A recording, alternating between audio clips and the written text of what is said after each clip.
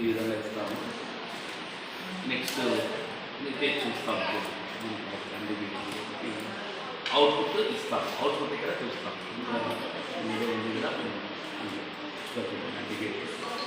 Product metre చూడండి. ఇప్పుడు 0 0 ఇచ్చినాం, 0 వచ్చింది. 0 1 ఇస్తే 0నే వచ్చింది.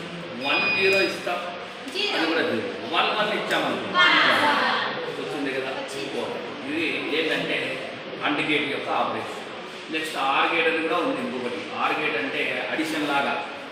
చూడండి, 0 0 0 యాడ్ చేసినాం అనుకో, 0 0 యాడ్ చేస్తే 0.